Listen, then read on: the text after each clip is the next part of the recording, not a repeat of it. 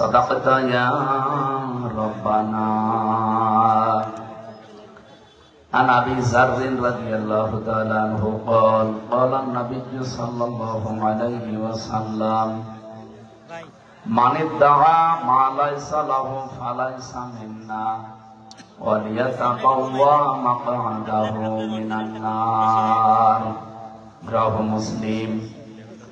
وما زادهم إلا إيمانا وتسليما. اللهم صل على محمد وآله وصحبه وبارك وسلم. রিভাব দিন। আর এখানে বেশি গাঞ্জাম হয়ে যাচ্ছে ভাই, এভাবে হবে না, ক্লাসের মতো থাকবে।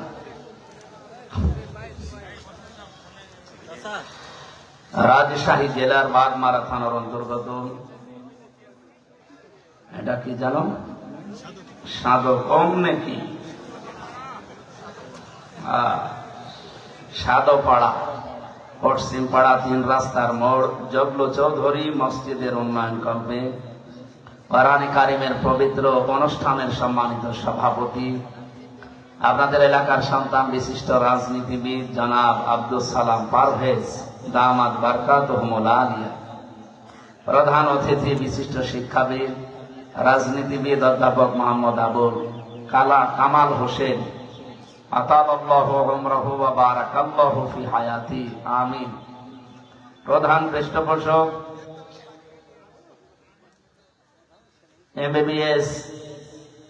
এমবিবিএস পরিচালক ভবানীগঞ্জ ক্লিনিকের, আপনাদের এলাকার সন্তান ইসলামিক চিন্তাবিদ রাজনীতিবিদ জনাব আলহাজ ডাক্তার মোহাম্মদ আব্দুল বারী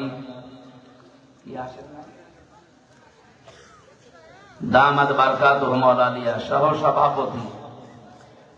আর এলাকায় কারো নাম পান? এত মানুষের নাম বলতে গেলে মনে হয় আধা ঘন্টা লাগবে। একবার দোয়া করে দিলাম নাকি এত অনেক নাম বলা যায়? যাক, সম্মান আছে বলে তো দিয়েছে, না তো লিখেন না। অবশ্যই সম্মান তাদের আছে। আল্লাহ এদের মর্যাদা সম্মান শুধু দুনিয়া না, উভয় জগতে যেন বাড়িয়ে দেয়। আমরা কি সত্যি সম্মান মর্যাদা চাই? বলেন বলেন। যাদের কামনা করলাম আপনারা একটু মন খুলে দোয়া করেন তো, আমিন। ওয়ালিল্লাহিল ইজ্জাতু ওয়ালিরাসূলিহি ওয়ালিল মুমিনিনা ওয়ালাকিন্নাল মুনাফিকিনা লা ইয়ালামুন। আল্লাহ তাআলা বলেন সূরা মুনাফিকের ভেতরে আছে যে সম্মান, ইজ্জত, মর্যাদা এটা আমি আল্লাহ আমার জন্য, আমার রসুলের জন্য, আর যারা দুনিয়ায় ঈমান আনে তাদের জন্য আমি এটা নির্ধারিত করে রেখেছি। এখানে সম্মান জোর করে পাওয়া যায় না। জোর করে পাওয়ার জন্য যারা চেষ্টা চালিয়েছে তাদেরকে আল্লাহ এত নিচে নামিয়েছে, তাদের নাম এখন গালি হয়ে গেছে। ইয়াজিদ, এই লোকটা সুন্দর একটা নাম না? অনেক সুন্দর নাম ইয়াজিদ, অনেক সুন্দর নাম, অর্থ অনেক সুন্দর, কিন্তু নামটা এখন বিশ্বে কালের আবর্তনে এটা গালি। কাউকে যদি রাগাতে চান বলবেন এজিদের বাচ্চা, রেগে যাবে। অথচ নামটা খারাপ। মীর জাফর, এ ভাইয়ের নামের শেষে মীর আছে, আর ওই লোকটার নামের আগে মীর। মীর জাফর নাম যদি আপনি কাউকে বলেন যে মীর জাফর, ওকে খুশি হবে না রাগ করবে? নামটা কিন্তু সুন্দর। একজন সাহাবের নাম জাফর, তার আগে মীর, সম্মান সূচক শব্দ একটা শব্দ লাগিয়ে দিয়েছে। এরকম নামটাও গালি হয়ে গেছে, আজ মানুষ রাখতে চায় না। যারা এই দেশে জুলুম করেছিলেন মানুষের উপরে, নাম যতই সুন্দর হোক দেখবেন কিছুদিন পরে নামটাও গালি হয়ে যাবে। এখন অলরেডি গালি হয়ে গেছে। কাউকে যদি আপনি রাগাতে চান শুধু বলবেন হাসিনা, রেগে যাবে। হ্যাঁ, আপনি দেখেন, আমি জেলে থাকাকালীন আমার মেয়েটাকে আমি রেখে গিয়েছিলাম 7 মাস, এখন প্রায় 4.5 বছর হয়ে গেল তার বয়স। এই ফিরে এসে ওর নাম, ওর সামনে যদি এই নাম বলি, ও আগেই কথা তো এখন বলতে শিখেছে, ওই সময় তো আর কথা বলা শিখে না। এখন দেখি নাম শুনলেই কেমন করে, অথচ জীবনে আমার মনে হয় সামনাসামনি কোনোদিন তার হয়নি। এই নামটা ঘৃণিত করে দিয়েছে কেন? পৃথিবীতে আপনি এখন 6 জনের নাম পাবেন, এদের নাম শুনলে তামাম দুনিয়ার, সে যেই হোক, ধর্ম তার আলাদা থাকতে পারে, ও ঘৃণার চোখে দেখবে তার নামটা। 1 নম্বরে 3 জন পর পর আমরা ইহুদির নাম পেয়েছি। হিটলার, একে মুসলমান না খ্রিস্টান? খ্রিস্টান ছিল। 2 নম্বরে নাম এসেছে এখন এই যেটা চলছে, নেতানিয়াহু। 3 নম্বরে আমাদের প্রতিবেশী মোদি। 4 নম্বরে যেটা পালিয়েছে আমাদের এইটা, ওটার নাম কেমন যেন লাগে, এখানে সাদা নিতে চাই না। এই নামগুলো ঘৃণিত করে দিয়েছে কেন? কারণ সম্মান মর্যাদা যার ভেতরে, এদের ভেতরে এই জিনিসগুলো নেই। আল্লাহ মর্যাদা রেখেছেন সূরা মুজাদালার 11 নম্বর আয়াতে আছে, ইয়ারফা'ুল্লাযীনা আমানু মিনকুম ওয়াল্লাযীনা উতুল ইলমা দারাজাত। এই পৃথিবীতে যারা ঈমান আনার পরে তাদের যোগ্যতা, জ্ঞান এগুলো অনুযায়ী টিকে থাকতে পারে, আমল করা মানে কাজ করা, টিকে থাকা। আল্লাহ বলেন এই মানুষগুলো দিন যত যাবে তার মর্যাদা তত বাড়তে থাকবে। এই জন্য ইয়ারফা, এটা মুজারে, বর্তমান ভবিষ্যৎ, প্রেজেন্ট ফিউচার। সম্মান মর্যাদা ইজ্জত আল্লাহ কোথায় রেখেছে আমরা আন্দাজে অন্য জায়গায় তালাশ করি। সম্মান মানুষ পাবে ঈমান আনবে, সম্মান মানুষ পাবে তার জ্ঞান অনুযায়ী, যোগ্যতা অনুযায়ী কাজ করে। আমার কথা বোঝা গেছে? এখন যদি বলেন যে তাদের ঈমান নেই, তাদেরও তো মানুষ সম্মান দেয়। সামনাসামনি সম্মান দিলে পেছনে যেয়ে দেখবেন তার অত্যাচারের কারণে এমন গালি দেয়। আমি একটা উপন্যাস পড়ছিলাম, এই হাজ্জাজ বিন ইউসুফ লোকটা একটা লোক ছিল দুনিয়ায়, এত জালেম, মানুষের আসল নাম ভুলে গিয়েছিল। ওই সময় মানুষ ডাকতে হয়েছে ওর নামই জালেম। পাইক পেয়াদা যারা আছে দেশের জনগণ এসে বলছে, আপনার জন্য তো রাস্তায় আর বের হওয়া যায় না, মানুষ শুধু আপনার নামে গালি দেয়। তারা এমন এমন নিকৃষ্ট গালি বানিয়েছে। গালি দেয় কে গো? এত সাহস কার? দেখি একটা ছদ্মবেশ নিয়ে রাস্তায় গেছে, এক গ্রাম্য লোকের সাথে দেখা হলো। হাজ্জাজ বিন ইউসুফ, এই লোকটা কেমন? ও তো জালেম। কেমন? জালেমের বাচ্চা, জালেম। 2-3 বার এই কথা শুনে ওর মেজাজ বেশি খারাপ হয়ে, এই বেটাই আমার চেনো না? তো আমি সে হাজ্জাজ। ও আপনি? চিন্তা করছে আমার তো মাথা থাকবে না। ডাক দিয়ে বলছে, বাদশাহ আপনি আমার চেনেন না? তো আমি এই গ্রামের ওই লোক যার মাসে 2 দিন মাথা খারাপ হয়, আজকে তার পয়লা দিন। ও তুই পাগল? কারে ধরলাম? পাগল বলে ওই দিন বেশি গিয়েছি, তাছাড়া বাঁচার কথা ছিল। আমরাও এই 15.5 বছর পাগল বলি বেশি কথা বলছে। সম্মান মর্যাদা কিসের ভেতরে আপনি এখনো টের পাননি। এই জন্য আহ্বান জানাবো, যদি সম্মান মর্যাদা, শান্তি, স্বস্তি, নিরাপত্তা, কল্যাণ এগুলো পেতে চান, দুনিয়াতে আল্লাহ হক দিয়েছেন, অধিকার দিয়েছেন। উলাইকা লাহুমুল আমন। আল্লাহ যেন এভাবে আঙ্গুল দিয়ে দেখাচ্ছে, এটা ইসমে ইশারা। উলাইকা লাহুমুল আমন, এই মানুষগুলোই শান্তি, স্বস্তি, নিরাপত্তার হকদার। কারা? আল্লাযীনা আমানু ওয়া লাম ইয়ালবিসু ঈমানাহুম বিযুলমিন, যারা ঈমান আনার পরে তাদের ঈমানের সাথে জুলুমকে মিশ্রণ করে না। এখানে জুলুম মানে শিরিক। সুতরাং ঈমান যারা আমরা এনেছি, যেহেতু দেশে 92% মুসলমান ঈমান আমাদের আছে, ঈমান আনলেই শুধু নিরাপত্তা পাওয়া যাবে না, ঈমানের সাথে যেন শিরিক মিশ্রণ না হয়। যেহেতু শব্দের অর্থ আমরা 2টা বললাম, 1 নম্বরে শিরিক, 2 নম্বরে জুলুম। ঈমান আমরা এমন ভাবে আনতে চাই আমাদের ঈমানে যেন শিরিক আর জুলুম একটাও মিশ্রণ না ঘটে। কি কথা বলেন? এতটুকু বলার পর আল্লাহ শেষ করে দেননি। আল্লাহ পাক বলেন উলাইকা লাহুমুল আমনু ওয়া হুম মুহতাদুন, এই মানুষগুলোই নিরাপত্তা, শান্তি, স্বস্তি পাওয়ার হকদার এবং এরা হেদায়েতের উপরে আছে। কথাটা ছোট্ট, কিন্তু এর ব্যাখ্যা এত বেশি আছে কোরআনে। আজ আমরা নিরাপত্তাহীন হয়ে যাচ্ছি দিন দিন।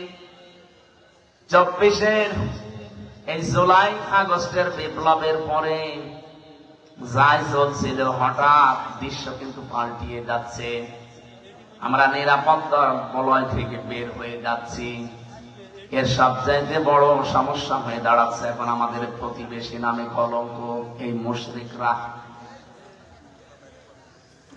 2 নম্বরে ওই যে 7 সমুদ্র 13 নদীর উপর থেকে আরেকটা দল চেষ্টা চালাচ্ছে।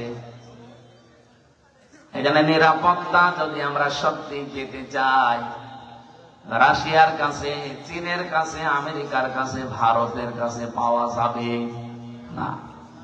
আমাদের যেহেতু আরেকটা জগতে বিশ্বাস আসে, সেই হিসাবে বলছি, এই পৃথিবীর ময়দান আমরা নিরাপত্তা পেতে চাই কার কাছে? এখানে ঈমান যা আছে এটা যেন নষ্ট না হয়। ঈমান আনার পরে যারা ওই আমল করবে, ঈমানে যা শিখেছে। আমি খুতবার ভেতরে যে কথাগুলো আরম্ভ করেছিলাম, ওয়া শাহাদু আল্লা ইলাহা ইল্লাল্লাহ ওয়াহদাহু লা শারীকা লাহ, এ পর্যন্ত আমি শেষ করে দেইনি। আমরা এমন আল্লাহর স্বীকৃতি দিয়েছি যার কোনো শরীক নেই, তিনি একা। এই সাক্ষীটা যদি কেউ টিকিয়ে রাখতে পারে, আমার খুতবার এই পয়েন্টের ভেতর ছিল শাহাদাতান মাউসিলাতান ইলাল জিনান। এই সাক্ষীটা টিকিয়ে রাখতে পারলে আপনাকে জান্নাত পর্যন্ত পৌঁছিয়ে দেবে। এটা এমন একটা সাক্ষী, যেহেতু তেলাওয়াত করেছি যে আয়াত, এই খুতবার সাথে, আয়াতের সাথে আর হাদিসের সাথে পুরো একটার সারা একটা রিলেটেড আছে। আমি এই সম্পর্কে কথাগুলো আজকে বলবো। আমার কথা ছিল এইটা, আমরা শান্তি, স্বস্তি, নিরাপত্তা, সম্মান, মর্যাদা, ইজ্জত এগুলোর জন্য আজ অনেক কিছু করি। যাদের সম্মান কামনা করেছে আল্লাহ তাদের ঈমান এবং আমল অনুযায়ী যেন দুনিয়া আখিরাতে আরো বাড়িয়ে দেন, বলেন আমিন। দরুদ আর সালাম পড়ছে আমাদের নবী, মানবতার মহান শিক্ষক মুহাম্মদুর রাসূলুল্লাহ সাল্লাল্লাহু আলাইহি ওয়াসাল্লামের প্রতি। এদিকে তাকান। জীবন চালানোর জন্য আল্লাহ কোরআন দিয়েছেন, আদর্শ মানার জন্য নবী পাঠিয়েছেন যিনি মুহাম্মদুর রাসূলুল্লাহ। বাংলার মুসলমানেরা, এই 2টা জিনিস আমাদের সামনে থাকার পরে পৃথিবীতে কার আইন মানার জন্য আপনি চেষ্টা চালান বলেন তো? আপনি কি পাগল না মাথা খারাপ? দুনিয়া চালাতে আল্লাহ আইন বানিয়ে পাঠিয়ে দিয়েছেন। আমরা যে সংবিধান বানাবো কি দিয়ে, সেই নামে আল্লাহ একটা সূরা দিয়েছেন, সূরা ফুরকান। সংবিধান, ফুরকান মানে কি? সংবিধান। 77টা আয়াত আছে এখানে, 73টা ধারা আছে। আজকে 318 পৃষ্ঠা নারী সংস্কার যারা করে, নারী কমিশন বানিয়ে 318 পৃষ্ঠার বই লিখে জমা দিয়েছে। কোরআনে কারিমের প্রায় 11টা না 13টা আয়াতের ভুল ধরেছে তারা। আমি আজকে পুরাটা প্রায় 318 পৃষ্ঠা 3 দিন মিলে পুরাটা পড়লাম। এই 318 পৃষ্ঠার ভেতরে আমার মতো ছোট মাথা, তাই আমি 13টা ভুল পেলাম যে কোরআনের ডাইরেক্ট বিরুদ্ধে, আর বাকিগুলো হাদিসের বিরুদ্ধে। এরা সাহস কিভাবে পেয়েছে তার পেছনেও কারণ আছে। যে কয়টা রিপোর্ট দিয়েছে, এদের না নারী মনে হয় না পুরুষ মনে হয়। এই কথা বুঝে? এদের চেহারার দিকে তাকান। এই নারী কমিশনারের যে কয়টা আছে কমিশনে, একটাও কি মহিলার মতো লাগে? মহিলাদের তো একটা কাটিং কুটিং আছে। কি কি কাটিং? হিজলা কাটিং। এই হিজরাদের এত সাহস হয়তো না, এর পেছনে রাঘব বোয়াল আছে, কেউ কম কাঠি নাড়ছে। আজকে হেফাজত ইসলাম বাংলাদেশ থেকে একটা ঘোষণা এসেছে, এদের রায় না, এদের কমিশনই আমরা মানি না। কথা বলেন না কেন? এদের রিপোর্ট পেশ করা দূরের কথা, এই কমিশনই মানি না। এদেশে 92% মুসলমান। ভারতে কোরআনের 26টা আয়াতের বিরুদ্ধে ওরা কেস করেছিল, তাই তামাম দুনিয়া ফুসে উঠেছিল।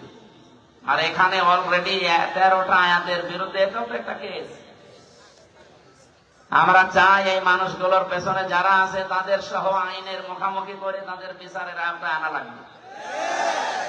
এবং আপনি মানব অধিকারের নাম নিয়ে, বাক স্বাধীনতার নাম নিয়ে, সমান অধিকারের নাম নিয়ে কোরআনের বিরুদ্ধে, হাদিসের বিরুদ্ধে কোনো কথা যদি সামনে কেউ বলে, কোনো বিচার লাগবে না, ওরে মেরে ফেলা লাগবে।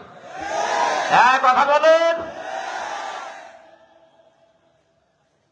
সময় এখনই যাচ্ছে, এখনো যদি এভাবে ছাড় দিয়ে চলে যান, বিপ্লব যেটা এসেছিল এই বিপ্লব টিকিয়ে থাকা সম্ভব না।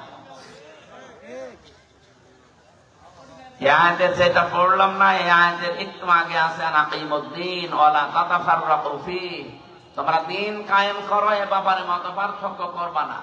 দিন কায়েম বাংলাদেশে নেই, আছে?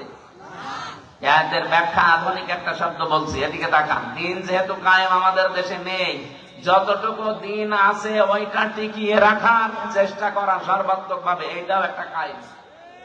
আমাদের দেশে দিন যতটুকু আছে ওইটা টিকিয়ে রাখা লাগবে না? বলেন বলেন। এই যে নামাজ 5 ওয়াক্ত আপনারা মসজিদে পড়েন, এটা দিন না? স্যার তো এটা বোঝাচ্ছিল যে আমাদের নামাজ আছে, অন্তত নামাজটা যেন টিকে থাকে। আমরা প্রকাশ্য কেউ এই দেশে জেনা করি না, কি করি? গোপনে গোপনে যেগুলো আছে এগুলো বাদ দেন, প্রকাশ্যে যেন এইটা কেউ করতে না পারে। ওরা 3 নম্বর পয়েন্টে লিখেছে, দেহ আমার, সিদ্ধান্ত আমার। এটা যদি মেনে নেওয়া হয় তাহলে জেনা ব্যভিচার কি গোপনে থাকবে না প্রকাশ্যে শুরু হবে? ওরা 2 নম্বর পয়েন্টে লিখেছে যে এখানে বিবাহের ক্ষেত্রে পুরুষের যে অধিকার আছে মহিলার সে অধিকার নেই, এটা আল্লাহর সিদ্ধান্ত ঠিক হয়নি, এটা ভুল হয়েছে। এরা আমার মাঝে মাঝে চিন্তা হচ্ছে, পুরো বইটা না পড়লে আমার ভালো হতো। পড়ে আমার এখন মাথা খারাপ হয়ে যায় যে এ সাহস পেল কোথায়। যেহেতু কোরআনে কারিম আমাদের সামনে আছে, সংবিধান হিসাবে পৃথিবীর কারো কাছে কিছু ধার করার কোনো দরকার নেই। আর আদর্শ মানতে গিয়ে যেহেতু নবী নিজে এসেছে আমাদের কাছে, সুতরাং পৃথিবীর কাউকে আদর্শ মানা অন্তত দরকার নেই। এই 2 বিষয়ে আমরা একমত আছি না? এবার আসেন আমরা মূল আলোচনায় যাচ্ছি। সূরা শূরা 13 নম্বর আয়াতের মাঝের একটা অংশ পড়েছি। আমি এতটুকু আয়াত পড়েছি ঠিক, কিন্তু এর ভেতরে যত কথা লুকিয়ে আছে, তাফসীর আকারে কথা বলতে গেলে কয়েক ঘন্টা সময় চলে যাবে এর ভেতর থেকে। আমরা একটা হাদিস পড়েছিলাম, হাদিসের হালকা ব্যাখ্যা করে আমরা আয়াতে চলে যাচ্ছি। হযরতে আবু যর রাদিয়াল্লাহু তাআলা আনহু থেকে বর্ণিত, বিশ্বনবী মুহাম্মদুর রাসূলুল্লাহ সাল্লাল্লাহু আলাইহি ওয়াসাল্লাম দার্থহীন কণ্ঠে তিনি জানিয়েছেন, মানিদ্দাআ মা লাইসা লাহু, ভালো করে শুনুন, যেই জিনিস তোমার না ওইটা যদি তুমি নিজের কাছে রেখে দাও, আমি আবার বলছি, যেই জিনিস তোমার না ওইটা যদি নিজের কাছে রেখে দাও, যখনই নিজের কাছে ওইটা রেখে দেবে, দাবি করবে, ওই দিন থেকে 2টা শাস্তি তোমার শুরু। ফালাইসা মিন্না, 1 নম্বরে ওই দিন থেকে তুমি আমার উম্মত না। আপনি কিছু বুঝেছেন? কত বড় কঠিন হুঁশিয়ারি, চিন্তা করেন। নবীর উম্মত থেকে আপনি বের হয়ে গেছেন। আপনি মনে করছেন আমি নামাজ পড়ি, রোজা রাখি, মসজিদে সভাপতির দায়িত্বে আছে, আমি নবীর উম্মত নেই মানে না। নবী নিজে বলছেন ফালাইসা মিন্না। যার বালাগাত মানতে বোঝে, আরবি গ্রামারে ফা শব্দটা 19টা অর্থে আসে। আগের শব্দ যদি কারো ভেতরে থাকে, আগে যেটা নবীজি বললেন ওটা যদি কেউ দুনিয়ায় মেনে চলে, পরের যে হুকুম তার উপরে 100 ভাগ কার্যকর হবে। যেহেতু ফা না দিলে আমি হাদিসও পড়তাম না, ফাটা দিয়ে আমিও ঝামেলায় আছি। যে জিনিস যার না ওইটা যদি কেউ দাবি করে নিজের আয়ত্তে নিয়ে নেয়, প্রথম শাস্তি শুরু হয়ে যাবে। ওই দিন থেকেই সে আর নবীর উম্মত থাকবে না। বাংলার মুসলমানেরা যদি নবীর উম্মত আপনি থাকতে না পারেন, হয় আপনি ইহুদি, নাই খ্রিস্টান, নাই মুশরিক। এক কথা বলছেন, 4,500 লোক বাস করে, 4,500 ধর্মের লোক বাস করে দুনিয়া। এখন 810 কোটি মানুষ এখন পৃথিবীতে বসবাস করছে, মাত্র 175 কোটি আমরা। অন্তত অন্যান্য ধর্মে যারা আছে তারা তো আর নবীর উম্মত দাবি করে না। কয়েকদিন আগে সিঙ্গাপুরে ছিলাম, থাইল্যান্ডে গিয়েছিলাম, মালয়েশিয়া। অন্যান্য ধর্মের লোকদের সাথে আমি যখন রাস্তায় চলাফেরা করেছি গাড়িতে, ইহুদিরা জিজ্ঞাসা করি আপনার নাম কি, নাম শুনেই আমি বুঝেছি যেটা ইহুদি। যখন বলছে আপনার নবীর নাম কি, হোয়াট ইজ ইয়োর প্রফেট, নাম জিজ্ঞাসা করলে বলেন যিশু। যিশু মানে ঈসা আলাইহিস সালাম। আমরা যাকে হযরত ঈসা নবী বলি, ওরা যিশু বলে ডাকে খ্রিস্টানরা। ইহুদিদের কাছে যদি বলা হয় আপনার নবীর নাম কি, বলে যোসেফ। যোসেফ মানে মুসা আলাইহিস সালাম। হযরত মুসাকে ওরা যোসেফ বলে ডাকে। ইব্রাহিম নবীর নাম তারা পাল্টিয়ে আব্রাহাম বলে। বোঝেন কথা, বোঝে? এখন বলেন তো, যারা যোসেফ বলে ডাকছে, আমি ইহুদির সাথে মিশে প্রথমে ধরতেই পারি না যে ওটা ইহুদি। এত বড় বড় দাড়ি, জোব্বা একেবারে পা পর্যন্ত, পাগড়ি মাথায় দেওয়া একেবারে গোল করে, এইদিকে সামনে পেছনের কান্দে 4-5টা সাওয়াল পাওয়া চলতেছে। ওর স্ত্রী পাশে হাত মোজা, পা মোজা পরা, এমনকি মাথার উপরে দিয়ে মেকআপ দেওয়া, একেবারে খাস পর্দা। দেখে বোঝার উপায় নেই যে ইহুদি। আমার মনে হচ্ছে বড় কোনো আলেম হবে। নাম শুনেই যখন বুঝেছি যে না, এটা ইহুদির নাম, শুধু নাম শুনে বোঝা না, নাম জিজ্ঞাসা করার পর আমি নবীর নাম জিজ্ঞাসা করি। নবীর নাম বললেই কেউ বলে যোসেফ, মানে ওটা ইহুদি। যিশু তার মানে খ্রিস্টান। অন্যান্য ধর্মের নবী যারা আছে, ওরা ওদের নবীদের নবী বলতে ওদের ধর্মগুরুর নাম বলে, আর এরা সরাসরি নবীরই নাম বলছে, যে যিশু, যোসেফ, আব্রাহাম। ডেভিড বলে ডাকে দাউদ নবীকে তারা ডেভিড। এবার আপনি যে প্রশ্নের জবাব দিতে পারবেন এখান থেকে, এই ইহুদি, এই খ্রিস্টান, এই মুশরিক, এই বৌদ্ধ যারা আছে, ওরা কোনদিন বলবে যে আমার নবীর নাম মুহাম্মদুর রাসূলুল্লাহ? বলেন বলেন। তাহলে নবীজির হাদিস ছিল কি, যারা নিজের না এরকম জিনিস নিজের আয়ত্তে নিয়ে নেন, ওই দিন থেকে আপনি আর নবীর উম্মত নেই। কথাটা এখন আপনি ক্লিয়ার না, এই জন্য আপনার কিছু মনে হচ্ছে না। আমি পড়ে আমার ভয় লাগে। 2 নাম্বারটা তো আরো কঠিন, সে যেন জাহান্নামে নিজের একটা স্থান তৈরি করে নিল।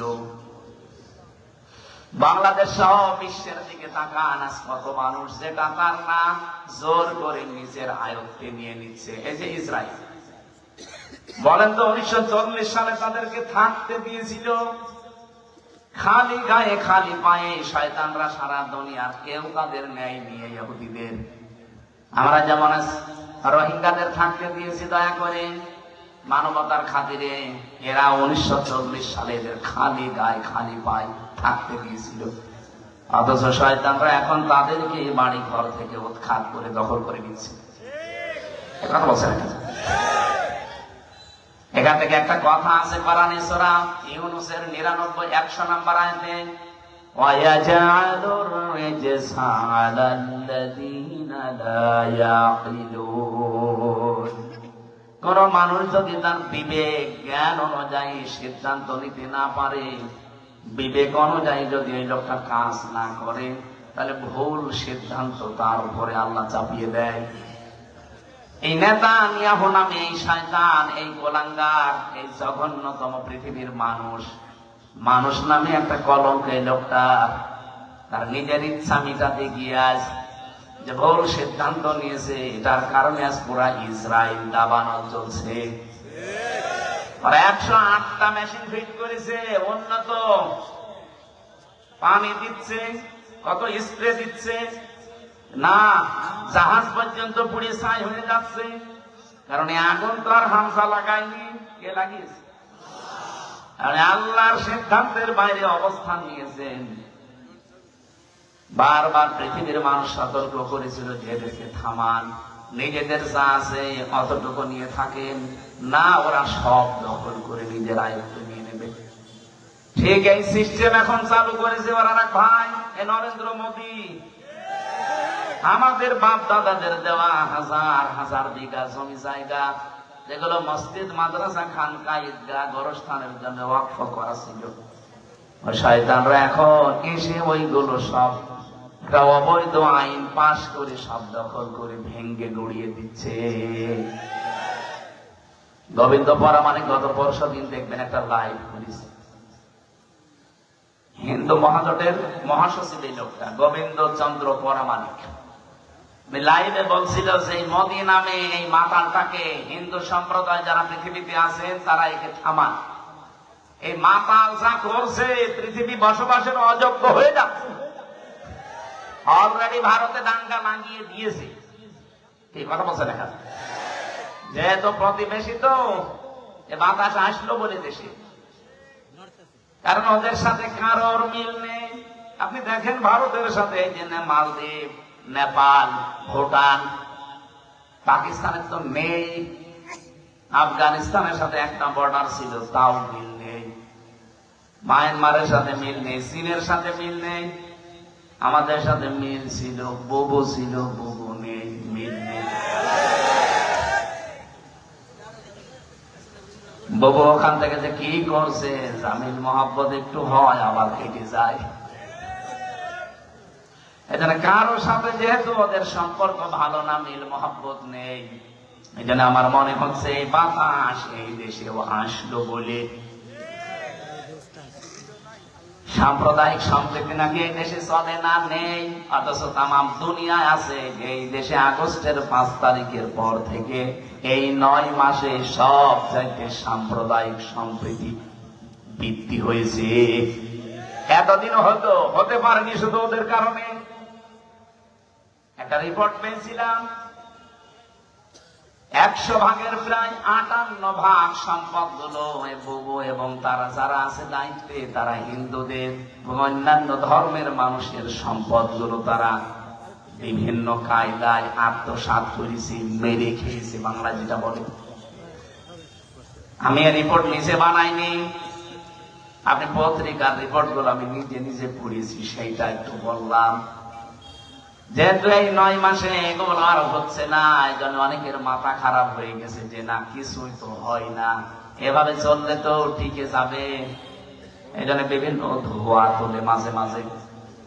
বউ ওখানে বসে বসে 27টা কুলু তৈরি করেছিল বাংলাদেশকে অস্থিতিশীল করার জন্য, একটাও কাজে লাগে না।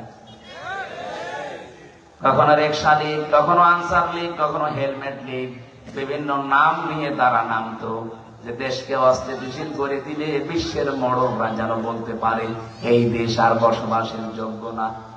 আর পাশে আমাদের প্রতিবেশী দাদারা তো আছে। কোরআনে কারিমে আল্লাহ কড়া ভাষা দিয়েছেন, লা তাজিদান্না, লামে তাকিদ নুনে সাকিলা।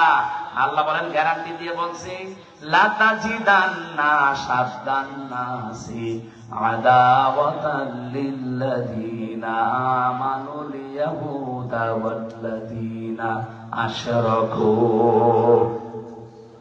এই পৃথিবীতে 2টা জাতি মুসলমানদের জন্য, ইমানদার মানুষদের জন্য ভয়ঙ্কর জঘন্যতম শত্রু হিসাবে কাজ করে যাবে। একটা ইহুদি আর একটা মুশরিক। আপনি তামাম দুনিয়ার দিকে তাকান, মুসলমানদের কিন্তু এই 2টাই শত্রু এখন জঘন্য। একটা ইহুদি আর একটা কি, এটা আমাদের পাশে দাদা বাবুরা যারা মুশরিক,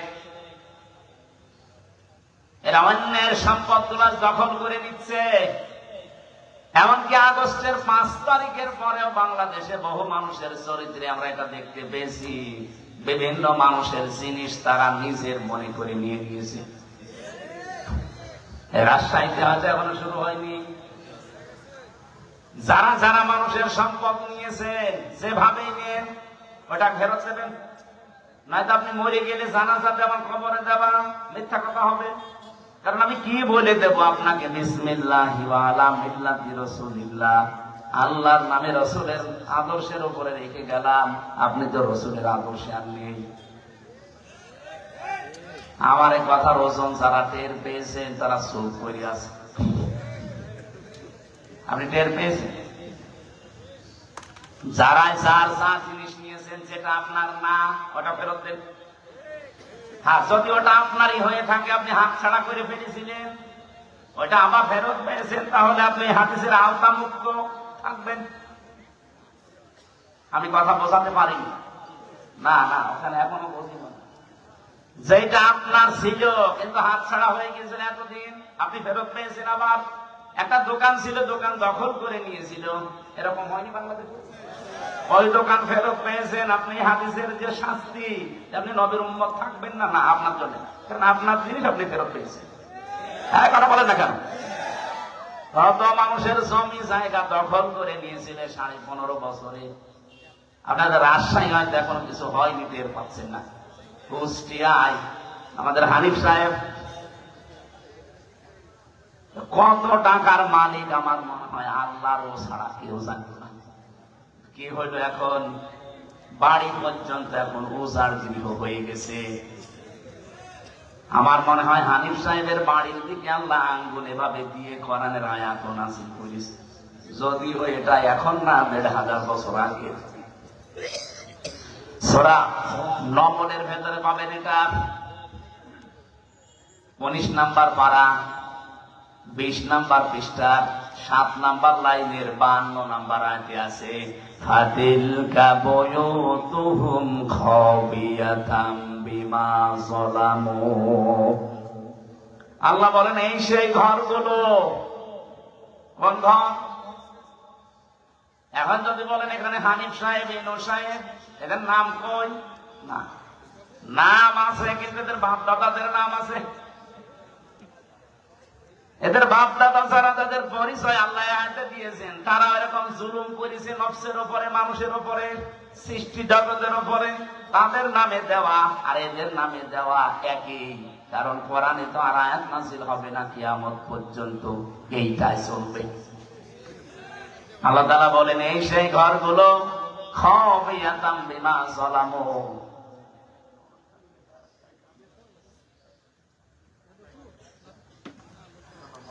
আমার ভাইরা, আল্লাহ যেন নিজে আঙ্গুল দিয়ে এভাবে ইশারা দিয়ে জানাতে চাচ্ছিলেন, হে পৃথিবীর মানুষেরা, একটু এই দিকে তাকান। আমি আয়াতটা আগস্টের 5 তারিখের পর থেকে মিলিয়েছিলাম যে হ্যাঁ মিলে যাচ্ছে।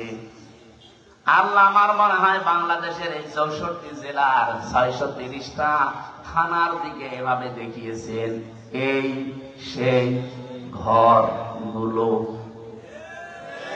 আল্লাহ যেন বাইতুন দেয়নি বয়ুত বহু বছর, এই সেই ঘরগুলো। কি এই ঘর? কি খাবিয়াতান, জনশূন্য হয়ে আছে। একটু দেখো, এটা পরিত্যক্ত করে দিয়েছি। শুধু পরিত্যক্ত না, জনশূন্য না, এটা উজাড় গৃহ হয়ে গেছে। এখানে আর কেউ কোনো আওয়াজ শুনতে পাও? কবরের পাশ দিয়ে গেলে যেমন কোনো আওয়াজ নেই, এই জালেমদের বাড়ির পাশ দিয়ে গেলেও কোনো আওয়াজ পাওয়া যায় না। আল্লাহ বলেন বিমা যালামু, এদের জুলুমের কারণে এদের এই জায়গা পর্যন্ত এখন অভিশপ্ত হয়ে গেছে। আমি তো কুষ্টিয়ার 2 জনের বললাম, আপনি সারা বাংলাদেশের দিকে তাকিয়ে বলেন তো, হালত অবস্থা কিন্তু একই। কথা বলেন না? কয়েকদিন আগে কিশোরগঞ্জে ছিলাম, যেটা একেবারে কেন্দ্রীয় ওদের জেলার মাঝখানে, যেটা ওই জায়গায় শুনলাম নাকি টর্চ আর সেলও ছিল আগস্টের 5 তারিখের আগে। ভালো মানুষ, নিরীহ মানুষ, তাদের মতের বিরুদ্ধে যারা আছে তাদের নিয়ে ওই জায়গায় টর্চার করতো। অথচ আল্লাহ পাক এখন ওই জায়গাটা পর্যন্ত অভিশপ্ত বানিয়ে দিয়েছে। আমি ড্রাইভারকে বললাম একটু গাড়ি থামাও, দেখি। তাকিয়ে দেখি 3-4 জন করে যাচ্ছে, কেউ এদিকে, কেউ এদিকে, কেউ এদিকে, চারিদিকে মুখ করে পোশাক করতে বসেছে। মনে হচ্ছে জামাত বদ্ধ টয়লেট চলছে। এদের এই জায়গাটা আল্লাহ অভিশপ্ত করে দিল কেন? বিমা যালামু, কারণ এখানে তারা জুলুম করত। আল্লাহ এ পর্যন্ত যদি দিয়ে আয়াত শেষ করে দিত, আমি আয়াতই পড়তাম না। এরপরে আমাদেরটা ইন্না ফি যালিকা লায়াতাল লিকাউমিন ইয়ালামুন। রব্বুল আলামিন বলেন, এই যে লামে তাকিদ দিয়েছেন মাঝে আর বক্তব্যের আগে ইন্না আছে, যারা গ্রামার বসে, আপনি আয়াতটার দিকে একটু খেয়াল করেন। আল্লাহ গ্যারান্টি দিচ্ছেন অবশ্যই অবশ্যই জ্ঞানী যারা, তাদের জন্য এখানে একটা শিক্ষা আমি আল্লাহ রেখে দিলাম। কি শিক্ষা আছে? জালেমদের এত বড় শিকড় আপনি চিন্তা করতে পারেন। এই বাগমারার ইউনিয়নের, শ্রীপুর একটা ইউনিয়ন না, এই ইউনিয়নের দারওয়ান থেকে শুরু করে সংসদ ভবন পর্যন্ত জালেমদের প্রতি ধরে ধরে স্তরে সাজানো ছিল লোকজন।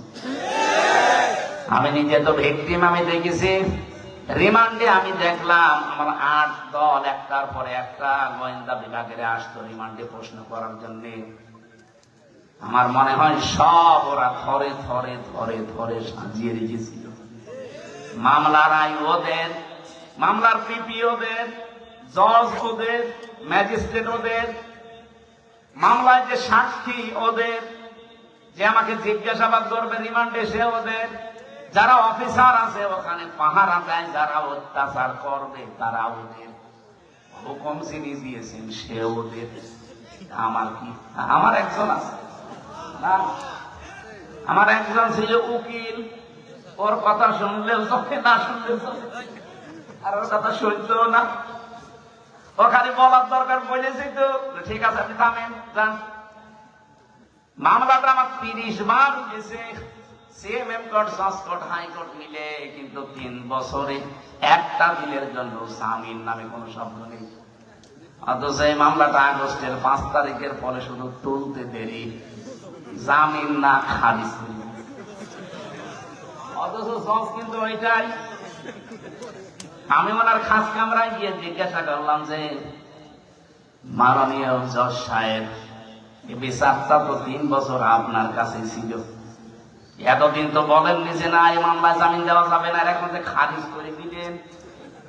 হুজুর আমার হাত বাঁধা ছিল, আমি কিছুই করতে পারি নাই, ওই পুতুলের মতো শুধু চেয়ারে বসে থাকতাম।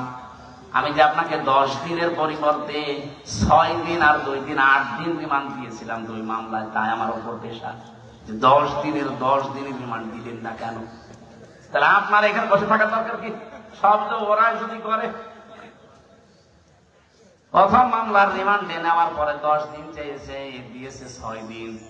এই নিয়ে নাকি ওই ম্যাজিস্ট্রেটকে ওখান থেকে অন্য জায়গায় বদলি করে দিয়েছে যে কেন আপনি 10 দিন দিলেন না। বাস্তবটা যেন বলছি, রিমান্ডের 2য় দিন আমার চোখ বেঁধে কালো কাপড় দিয়ে, পেছনে হাত হ্যান্ডকাপ দিয়ে, মাথায় দড়ি লাগিয়ে, পায়ের সাথে ডান্ডা বেড়ি লাগিয়ে নিয়ে গেল অন্ধকার মাটির নিচে ঘরের ভেতরে। আমি বললাম যে কি 10 দিন রিমান্ড চেয়েছিল, অথচ এই অফিসার গুলো একটাও কোটি আমার সাথে চাইনি, শুধু মামলার আয়ও আমার সাথে ছিল।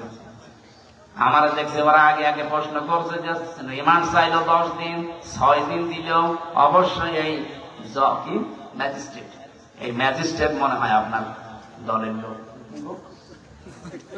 আমার দলের লোক হবে কি করে? জীবনে আমি তার নামও শুনি নাই, তার কোনোদিন দেখিও নাই, আর সে আমাকে চেনে কিনা আমি তাও জানি না। 10 দিন তো আপনারা চেয়েছিলেন, তা আপনি তো ছিলেন না, আপনি কি করে জানলেন? তার মানে ওখান থেকে সবকিছু ম্যাজিস্ট্রেটকে বলে দিয়েছে, যা যা ও তাই তাই করেছে। পরে কয়েকদিন যখন জেলখানায় গেলাম, দেখি ওই ম্যাজিস্ট্রেট ঘুরে বেড়াচ্ছে ভেতরে। কি আপনি এখানে? হুজুর মাফ করে দিয়েন, আমার বউ যৌতুক মামলা দিয়েছে। ঠিক করেছে, শয়তান। যৌতুক মামলা দিয়ে এখন তো জেলে আমার সাথে এমনি যায়নি, কোন কারণে আমার এই মিথ্যা তথ্যগুলো লিখে সই করে নিলি? ওদের আমার যা যা বলতে বলিস আমি তাই তাই করেছি। আল্লাহর কসমে কোরআন হাতে নিয়ে বলছি, বাংলাদেশে শুধু হাসিনা ছাড়া যারা ছিল সব হাত বাঁধা। যাই বলেন, তো কাওয়া কাকুরও হাত বাঁধা ছিল। কাওয়া যতই কাকা করো, যদি একটু মুখ ফসকে সত্যি কথা বলে, ওই দিনই কাওয়ার কর্ম শেষ করে দিত। হয়তো হইল কাদের কাকু বলা যায়, কাওয়া কাকু।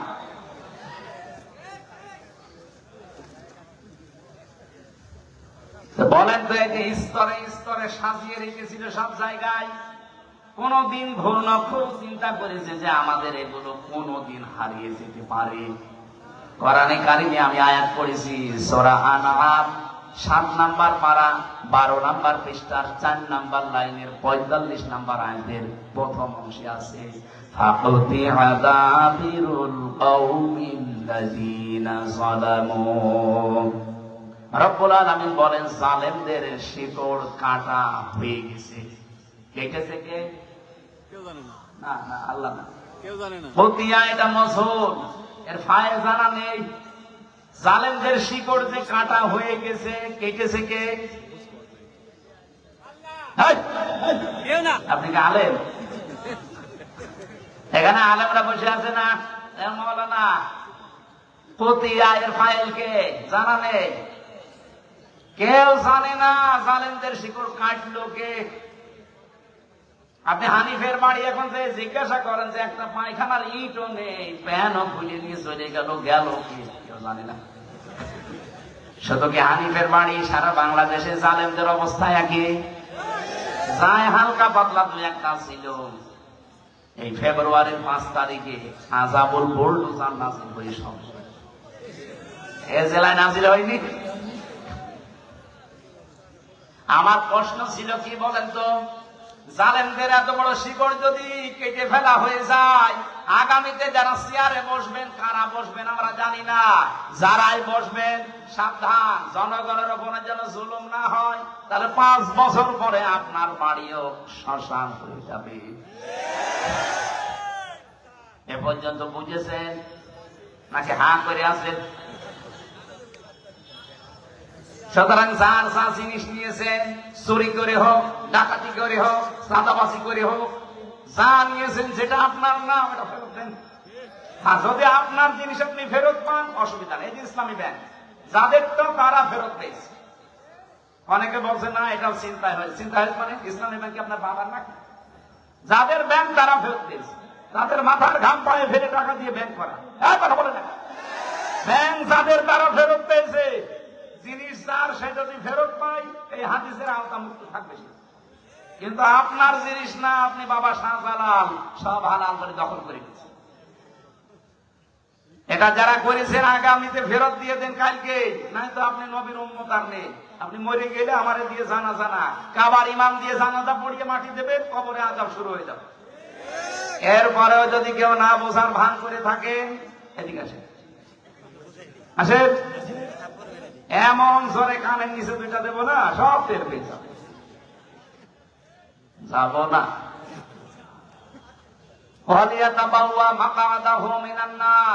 সে যেন জাহান্নামে নিজের একটা স্থান তৈরি করে নিল।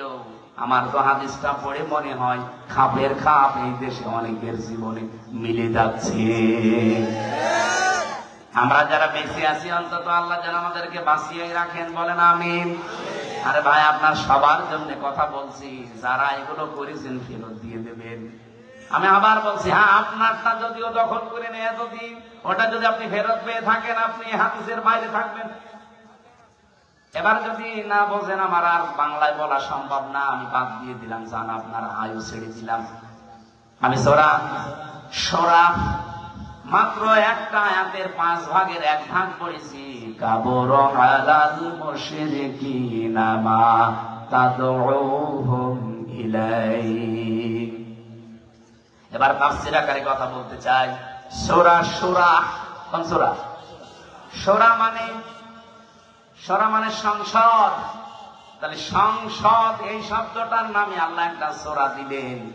অথচ এই 54 বছরে আমরা সংসদে যেতে চাইলে আমাদের উল্টাপাল্টা কথা বলতো। কি বলতো না? আরে ভাই, সংসদ নামে একটা সূরা আছে, সংসদ চলবে যে জিনিস দিয়ে, তার নাম সংবিধান। সে সংবিধান নামে একটা সূরা আছে, নাম কি? ফুরকান। সবগুলো যদি আল্লাহ তৈরি করে দিয়ে থাকে, আমরা যেহেতু কোরআন দিয়ে দেশ চালাতে চাই, জীবন চালাতে চাই, এই কথাগুলো আপনাকে বলতে চাচ্ছি। হ্যাঁ, আপনি সেদিকে ডাকতেন, এটা কোরআনের দিকে আসো।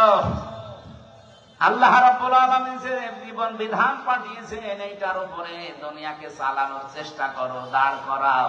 এই কথাগুলো বললে সবচাইতে বেশি খারাপ লাগবে, মন খারাপ হবে, রাগ করবে।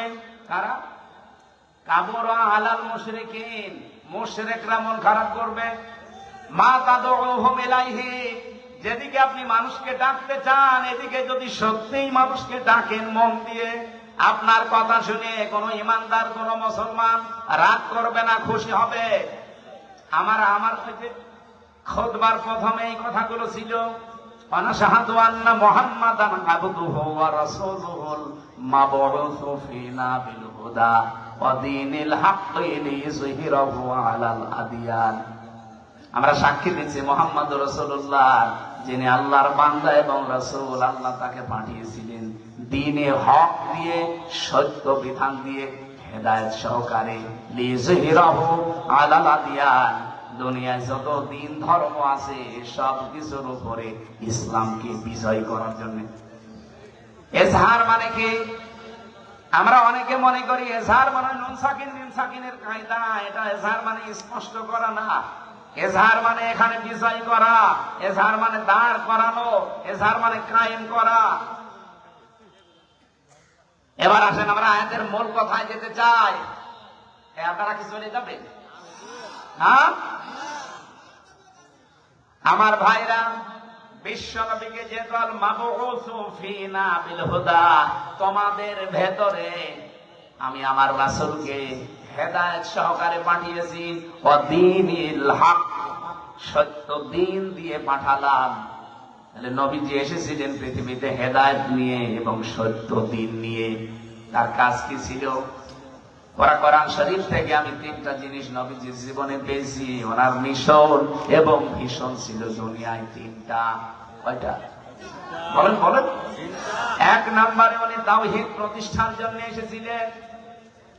এটা রেকর্ড হচ্ছে তো, সারা বাংলাদেশে লাইভ চলছে, সবাইকে শোনাতে চাই। এই দেশে তাওহীদ প্রতিষ্ঠার জন্য নবীজি যেহেতু পৃথিবীতে এসেছিলেন, উনি এখন নেই, এই দায়িত্ব এখন তার উম্মতদের। এই কথা বলেন না কেন? এখন এটা প্রতিষ্ঠা করবেন কি করে? তাওহীদ প্রতিষ্ঠার জন্য কোরআনে কারিমে ১৫০০ বছর আগে, আমার একটু ভালো করে শুনবেন, আল্লাহ পাক ১৫০০ বছর আগে কিছু মূল নীতি দিয়েছেন যে তাওহীদ যদি প্রতিষ্ঠা করতে চান, এই তিনটা মূল নীতি সামনে নিয়ে এগিয়ে যাবেন। এটা সূরা আর ইমরানে আছে, ৩ নাম্বার পারা ১৭ নাম্বার পৃষ্ঠার ২ নাম্বার লাইনের ৬৪ নাম্বার আয়াতে আছে, قُلْ يَا أَهْلَ الْكِتَابِ تَعَالَوْا إِلَى كَلِمَةٍ سَوَاءٍ بَيْنَنَا وَبَيْنَكُمْ أَلَّا نَعْبُدَ إِلَّا اللَّهَ إِلَى آخِرِ آيَاتٍ। রব্বুল আলামিন বলেন, নবী আপনি ওই আহলে কিতাবদেরকে ডাক দেন যে আসো, আমরা অন্তত তিনটা বিষয়ে একমত হই। যেহেতু তোমরা হযরতে মুসা নবীর উম্মতের দাবি করো, কেউ ঈসা নবীর, কেউ দাউদ নবীর, কেউ ইব্রাহিম নবীর, বিভিন্ন রকমের নবীদের নাম বলে তোমরা দুনিয়ার জীবন চালাতে চাও, আসো সবাই মিলে আমরা তিনটা বিষয় ঐক্যমত হই। আর আমার মনে হয় এই দেশের জন্য এগুলো বলা লাগবে না, কারণ এই দেশে অন্যান্য কিতাবের অনুসারী একেবারেই কম। আমরা শুধু যারা মুসলিম, তাদের কিতাবের নাম কি? কোরআন। বলেন বলেন। তাহলে এই কোরআন মানা লোক, বাংলাদেশে কোরআন বিশ্বাস করা লোক ৯২%। ১০০ জনের ৯২ জন সুবহানাল্লাহ বলতে পারেন না? এদের কাছে তো আর ওই কথাই বলা লাগে না যে অন্যান্য কিতাবের লোকেরাও আসেন, ওরা মাত্র ৮ ভাগ, আমরা ৯২ ভাগ। এই জন্য আমরা আহ্বান জানাবো, আসেন যেহেতু তাওহীদ প্রতিষ্ঠা নবীজির জীবনে প্রথম মিশন আর ভিশন ছিল, আমরাও তাওহীদ প্রতিষ্ঠা করতে চাই, কিন্তু তিনটা জিনিস সামনে নিয়ে এগিয়ে যাওয়া লাগবে। এক নম্বরে এই তিনটা জিনিসকে কায়েম করার জন্য লাগবে ঐক্য। আসেন তো আমরা ঐক্যবদ্ধ হই এই তিনটা বিষয় সামনে নিয়ে। আল্লাহ না'বুদা ইল্লাল্লাহ, আল্লাহ ছাড়া কারো ইবাদত, বলেন বলেন, ইবাদত কি? আপনি মন মতো একটা জিনিস বানিয়ে বলবেন যে একটু ভালোই লাগছে, না ওটা ইবাদত না। আল্লাহর হুকুম থাকা লাগবে আর রাসূলুল্লাহর তরিকা থাকা লাগবে, এর নাম ইবাদত। এই কথা বোঝা যায়নি? এই যে আমার তাহেরি ভাই যে জিকির করে, ইবাদত মনে করেই করে, ইয়া আলী বাবা, শাহ আলী বাবা, কেল্লা বাবা, ফতে বাবা, দয়াল বাবা, কোন জায়গায় আছে? তাহলে আমরা যে আজ ঐক্যবদ্ধ হতে চাই, শুধু মুসলমানরাই আমরা ঐক্যবদ্ধ হতে চাই এই কথার উপরে যে আল্লাহ ছাড়া আমরা কারো ইবাদত, কারো জিকির, আলোচনা আর করব না। এ বিষয়ে যদি কেউ রাজি থাকেন তাহলে আসতে পারেন যে আমরা আল্লাহ ছাড়া কারো ইবাদত করব না। রাজি আছেন না? এটা রেকর্ড হচ্ছে, যারা রাজি আছেন তারা ঠিক আছেন। 2 নম্বরে ওয়ালা নুশরিকা বিহি শাইআ, আল্লাহর সাথে আমরা কাউকে শিরিক করব না। আর শিরিক কি? এক কথায় বলছি, শিরিকের যত প্রকার আছে পুরাটা যদি আপনি ব্যাখ্যা করতে যান, শিরিক বিল জাত, শিরিক বিল সিফাত, শিরিক বিল ইখতিয়ারা, শিরিক বিল হুকুক, 120 প্রকার তাফসীরে আছে। এক কথায় জবাব দিচ্ছি শোনেন, আল্লাহ যেটা পারে ওইটা অন্য কেউ পারে, এই বিশ্বাস করার নাম শিরিক। সকল ক্ষমতার উৎসকে বলেন বলেন, এখানে অন্য কারো অধিকার। কেউ যদি অন্য কাউকে যোগ করে বলে না জনগণ সকল ক্ষমতার উৎস, ও কিন্তু শিরিক করলো। আর এই শিরিক বাংলাদেশে নেই। কথা বলেন না কেন? কারা কারা এই শিরিকে আছেন হাত তোলেন তো। সবই ভালো মানুষ, আলহামদুলিল্লাহ, যাক ভালো। 2 নাম্বারটা বলি, এদিকে তাকান। সন্তান দিতে পারে কে? অন্য কেউ?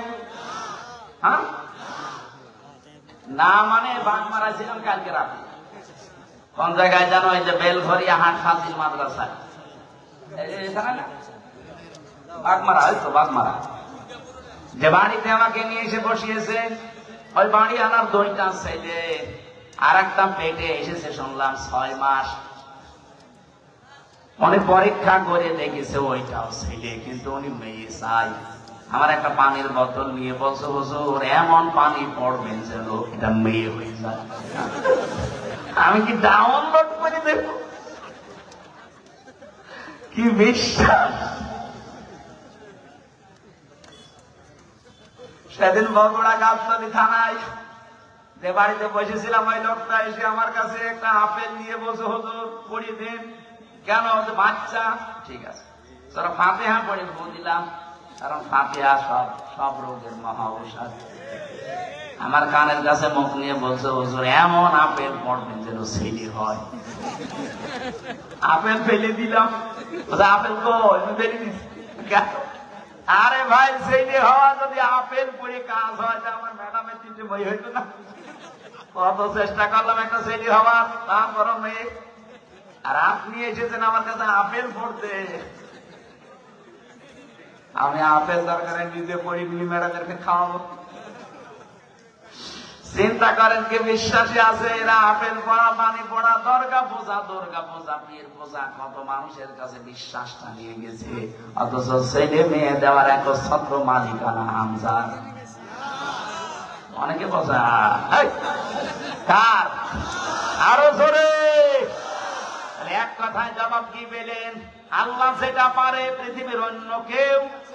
সুতরাং মা বোনেরা, ভাইরা, বিয়ের পরে 50 বছর ছেলে মেয়ে না হোক, আমাদের জাতির পিতার 86 বছর বয়সে ছেলে হয়েছে, তারপরেও তিনি কোনো কবরে, মাজারে, পীরের কাছে যাননি। এই যে মাওলানা রেজাউল ইসলাম উজ্জ্বল, আপনাদের বাগমারার ছেলে, ওরা 17 বছর বিয়ে হয়েছে, ছেলে মেয়ে নেই। আজকে ওনার বাড়িতে রাতে ছিলাম, আমারে বলছিল আফসোস করি, কিন্তু আজ পর্যন্ত কোনদিন উনি কোনো পীরের কাছে, মাজারে, তাবিজ এগুলো নেয়নি। কিন্তু কারো 2 বছর 5 বছর যদি ছেলে মেয়ের মুখ না দেখে ও পাগল হয়ে যায়। কত জায়গায় যে দৌড়িয়ে চলে যায়। আমার এই বিশ্বাসটা যেন আজকে সঠিক হয়ে যায় যে আল্লাহ যেটা পারে ওইটা অন্য কেউ। এবার 3 নাম্বারটা বললে এবার রাগ করবেন না তো? আমি তো আর বানিয়ে বলছি না, রাগ করলে আল্লাহর উপরে করবে। কার উপরে? আল্লাহ করে। এবার আসেন, বলছে এই পৃথিবী বানিয়েছে কে?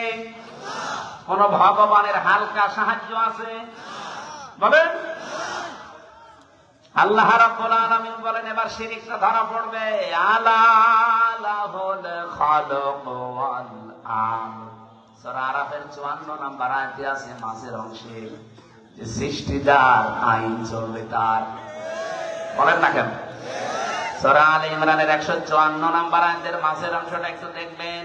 ইয়াকুলুনা হাল্লানা মিনাল আমরি মিন শাইইন কুল ইন্নাল আমরা কুল্লাহু লিল্লাহ। হে নবী, ওরা জিজ্ঞাসা করে যে আইন কানুন আমরা কি বানাতে পারি? আপনি বলেন না, আইন বানানোর ক্ষমতা কার? সুতরাং বাংলাদেশে 92% মুসলমান দাবি করছেন আল্লাহর পাঠানো আইন এই জমিনে কায়েম বাদ দিয়ে পৃথিবীর কোন মানুষের তৈরি করা আইন যদি কায়েমের জন্য আপনি চেষ্টা করেন, দল করেন, আন্দোলন করেন, আল্লাহর কসম আপনি শিরক করেন। নিয়ে আসেন তো, কোন হোসেন নিয়ে আসবেন, ভোল ধরতে নিয়ে আসেন, নিয়ে আসেন। এটা বাংলাদেশে এখন চলছে কিনা বলেন? এরপরেও যদি কারো পরিবর্তন না হয়, এখন এর কিভাবে আপনি হেদায়েত করবেন বলেন?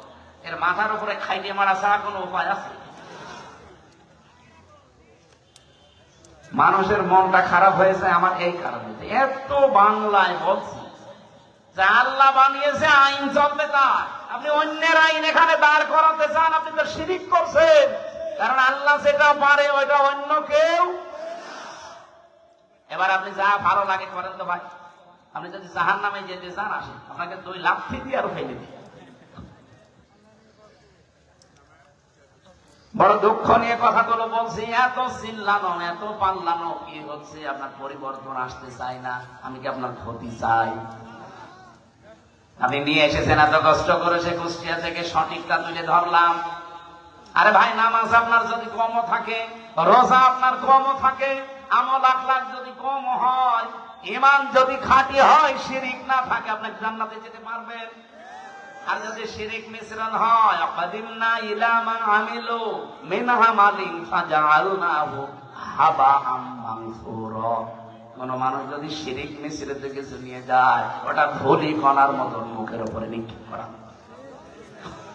এখানে বাঁচাতে চাই। আসেন, আমরা তাওহীদ প্রতিষ্ঠার 2য় পয়েন্টে শিরক আমরা করছি না, করব না। যারা শিরক করছেন তারা এই পথে আসতে পারবে না। 3 নম্বরে, ওয়ালা ইয়াত্তাখিযা বা'দুনা বা'দান আরবাবাম মিন দুনিল্লাহ। আমরা আল্লাহ বাদে অন্য কাউকে অভিভাবক হিসাবে, রব হিসাবে আর মানতে চাই। এই 3টা বিষয় যারা ঐক্যমত হবেন, তারা এক জায়গায় হলে তাওহীদ প্রতিষ্ঠা সম্ভব। ফাইন তাওয়াল্লাউ ফাকুলু শাহাদু। নবী আপনি বলেন, এরপরেও যদি কেউ মুখ ফিরিয়ে চলে যায়, ফাকুলু শাহাদু, আপনি ঘোষণা দিয়ে দেন, সাক্ষী দিয়ে দেন, আযান দিয়ে দেন, আন্না মুসলিমুন, যে আসতে চাও আসো। এই 3টা বিষয়ে যদি ফিরে যেতে চাও, তোমরা আমাদের সাথে আর নেই।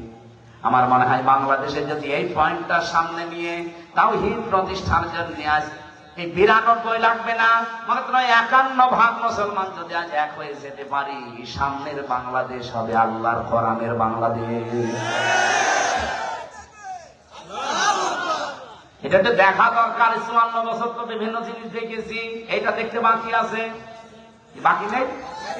এই কোরআনে 500 আইন আল্লাহ দিয়েছেন। এটার কথা বললে কাদের রাগ হবে যেন? কাবুরা আলাল মুশরিকিনা মা তাদউহুম ইলাই। আমি যেদিকে ডাকছি, এই কথা বললে আল্লাহ বলেন সবচেয়ে বেশি রাগ করবে, মন খারাপ করবে। বলেন বলেন। তাওহীদ প্রতিষ্ঠার জন্য আল্লাহ পাক আপনাকে জীবনেও মনোনীত করবে না যদি আপনার মন তৈরি না হয়। এজন্য আয়াতের পরবর্তী আয়াত এটা, আল্লাহু ইয়াজতাবি ইলাইহি মাইয়াশা ওয়া ইয়াহদি ইলাইহি মাইয়ুনিব। আল্লাহ সবাইকে এই কাজে মনোনীত করেন না। আল্লাহ যাকে নির্বাচিত করেন, পছন্দ করেন, তাকে এই কাজের জন্য বাছাই করেন। আর যাকে আল্লাহর ভালো লাগে না, আল্লাহ তাকে ছাঁটাই করে দেন। তাহলে ছাঁটাই করা, বাছাই করা, এটা আল্লাহর একটা পদ্ধতি। আল্লাহ আন্দাজে কাউকে ছাঁটাইও করেন না, আন্দাজে কাউকে বাছাইও করেন না। আল্লাহ ছাঁটাই করতে হলে আল্লাহ সেই যোগ্যতা দেখে তার ভেতরে, আল্লাহ বাছাই করতে হলেও তার যোগ্যতা দেখে। সুতরাং আপনি যদি ফিরে আসার মন তৈরি না করেন, জীবনও একামতে দিনের কর্মী হিসাবে আল্লাহ আপনাকে বাছাই করবে না।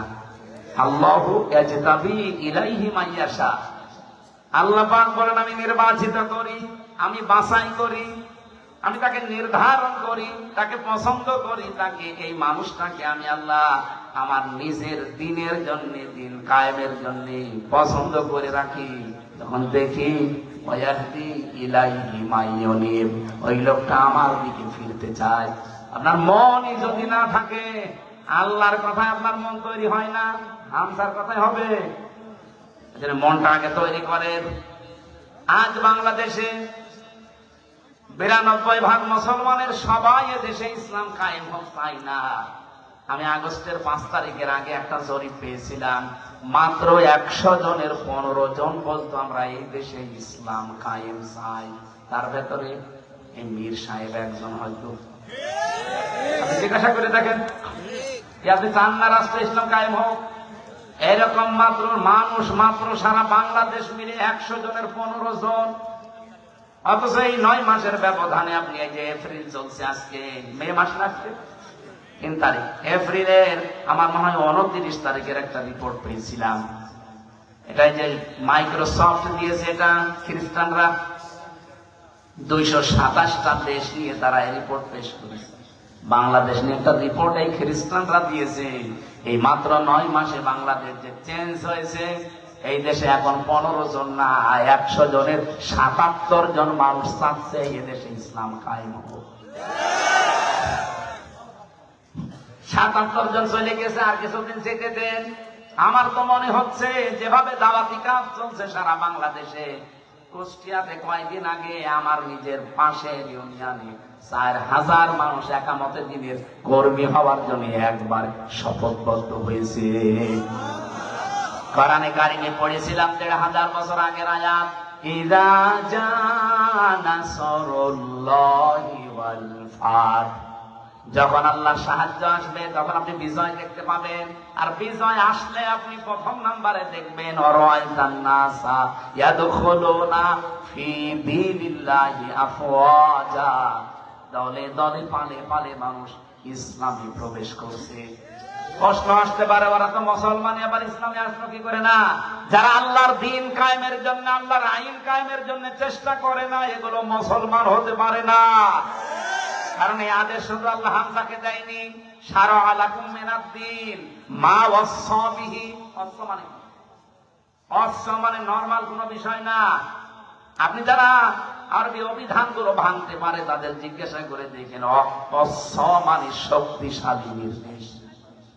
আল্লাহ বলেন, আমি নির্ধারিত করে দিলাম শারআ লাকুম মিনাদ দ্বীন, তোমাদের সবার জন্য একটা দিনকে। এই জন্য দিনের আগে আলিফ লাম আছে।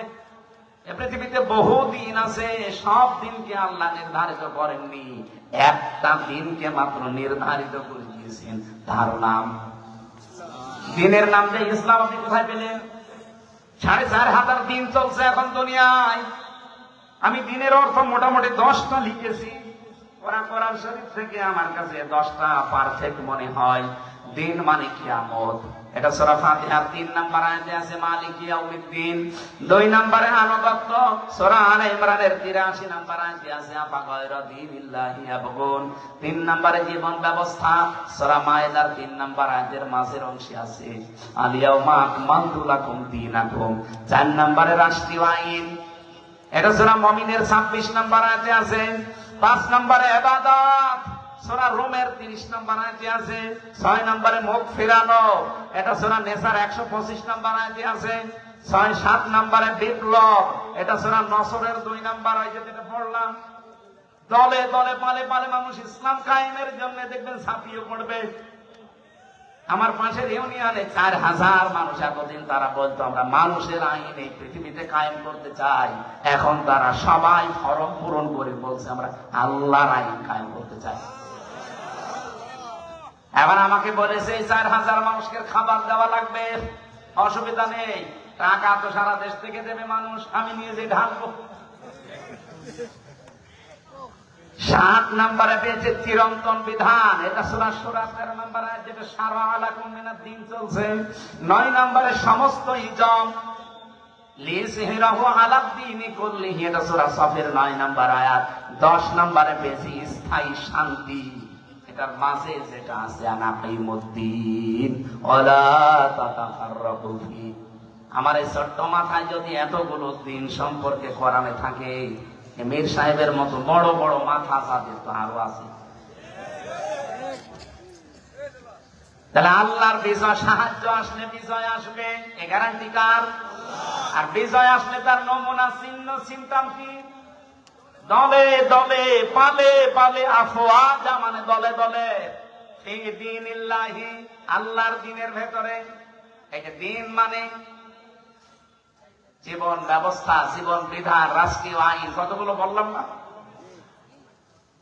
আল্লাহর জমিনে আল্লাহর দ্বীন কায়েম করে, এটা যদি কারো কাছে রাজনীতি মনে হয়, কারো কাছে ধর্ম ব্যবসা মনে হয়, আপনার কাছে দুনিয়ার কাজ মনে হয়, মনে